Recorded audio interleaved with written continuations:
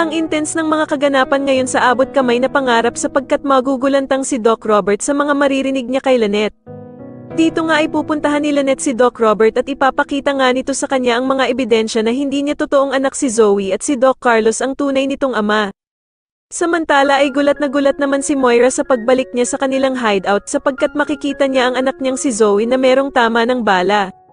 At dito nga ipapaliwanag ni Balahaja na nagtangka nga daw na tumakas itong si Don Pepe kaya naman ay nabaril daw nito si Zoe. Kaya naman ay manginginig sa galit ang bruhang si Moira at susugudan nga nito si Don Pepe at sasabihin niya pa nga na mapapatay niya daw ito. Samantala ay kukumbinsihin naman ni Don Pepe si Zoe na pumunta ng ospital para nga daw gamutin ang kanyang sarili at dagdag pa nga niya na tumawag daw ito ng pulis para isumbong ang kanyang inang si Moira.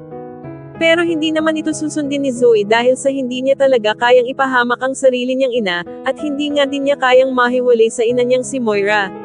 Samantala ay maglalabas naman ng sama ng loob itong si Annalyn kay Lynette dahil sa hindi nga daw ito nagsabi ng kanyang problema sa kanya para nga daw sana nasa klolohan niya ito sa kamay ng mga holdapper.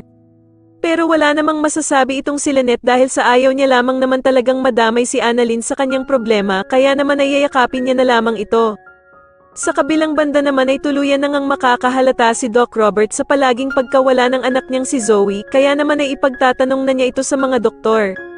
Sa kabilang banda naman ay mangyayari na ang pinaka-inaabangan ng lahat na tuluyan ng mabuko ni Lynette ang asawa niyang si Doc Carlos sa kanyang lihim tungkol sa totoo niyang anak na si Zoe. Dahil sa maiisipan nga ni Zoe na tawagan ang tunay niyang amang si Doc Carlos para humingi sana dito ng tulong. Pero wala naman siyang kaalam-alam na si Lynette pala ang nakasagot ng tawag niya kaya naman ay gulat na gulat si Lynette nang tawagin ni Zoe si Doc Carlos ng daddy. Sa tingin niyo magawa pa kayang takasan ni Doc Carlos ang pagkakabuking sa kanila ni Lynette? Mas lalo na nga talagang nagiging exciting ang mga susunod na kaganapan kaya naman ay mas lalo pa nating abangan ang mas lalong gumigandang abot kamay na pangarap. Maraming salamat po sa inyong panonood at sana po ay mas subscribe niyo ako. Maraming salamat po.